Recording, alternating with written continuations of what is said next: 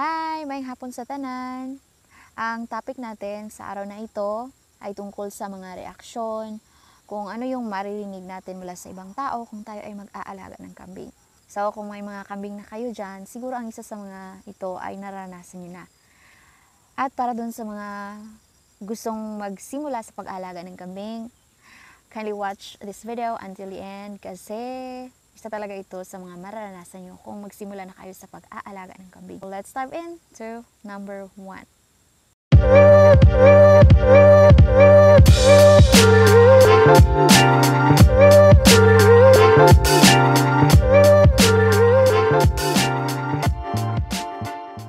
Mababang uri lang ang pagkakambing or ang farming. Kapag makakita tayo ng taong nagpapastol ng kambing or nag-aalaga ng mga kambing, para sa atin mababa itong uri ng trabaho.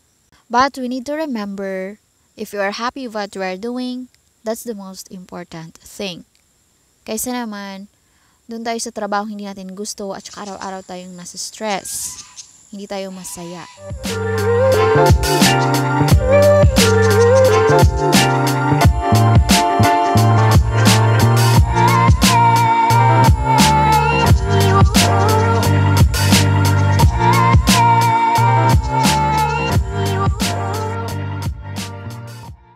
Next, hindi maintindihan ng mga tao ang presyo ng iyong mga kambing. So, karamihan sa atin magsasabi, napakamahal naman ng kambing niya. Doon sa kay hindi yan mahal. Tsaka mas maganda pa. The idea here is we need profit. So, kinahanglan taginan siya. If we are raising goats, we need to give them vitamins, we need to deworm them, we need to spend some money to take care of them, and then we also need to spend more time for them. So, kung mas maganda yung kambing natin, at saka hybrid, mabait pa, para sa akin, itataas ko yung presyo ng aking kambing kasi my goat is a lot special than the other goats. And just like number 1, this is normal kasi hindi alam ng mga tao ang mga expenses natin, kung paano natin inalagaang mabuti ang mga kambing, kung ilang oras ang inilaan natin sa pangungumpay at sa paghihintay na lalaki ang isang kambing. Pero once mag-aalaga na sila ng kambing, dyan na nila maintindihan kung bakit ang ibang farmers ay may mas mahal na presyo at yung ibang farmers ay hindi gaano kamahal yung kambing nila. So, it all depends of the goat owners or the goat farmers kung magkano ang presyo ng kanilang kambing kasi nakadepende yan sa expenses, sa behavior ng kambing, sa quality ng kambing, at kung paano inaalagaan ang kambing.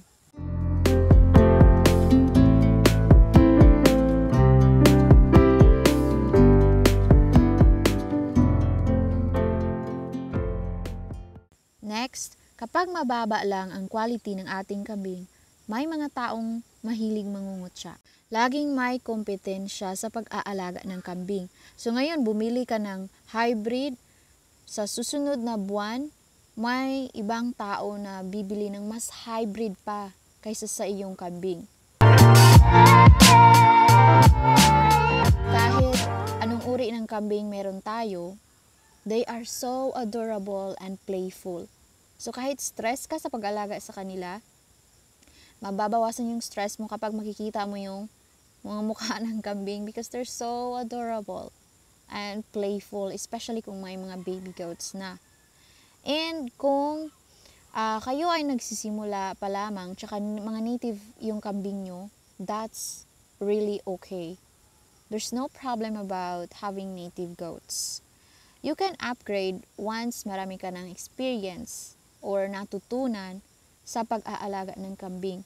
I always suggest to start raising native goats or mga low breed, hindi yung mga matataas na talaga yung lahi agad-agad kasi marami pa tayong dapat matutunan. Kaya it's okay kung sa ngayon native goats yung inaalagaan mo. They're still goats. Don't mind those people na palaging magsasabi sa iyo na, mga native lang naman yung mga kambing mo. Mag-upgrade ka naman. So, wag mo silang pakinggan. Just keep going with native goats for now hanggang sa marami ka nang matutunan, especially kung magkakasakit sila, kung aanak yung mga kambing, kung may mga baby goats. And then, once ready na rin yung budget mo para sa pag-upgrade ng kambing, then, it's the time na mag-upgrade ka to more hybrid goats.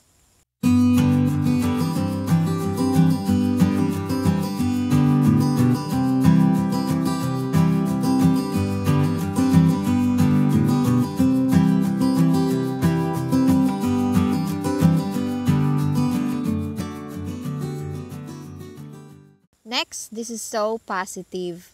Kung may mga tao na nagda-down sa atin sa pag-aalaga ng kambing or nagda-down ng ating mga kambing, mas maraming mga tao ang humahanga sa ating ginagawa.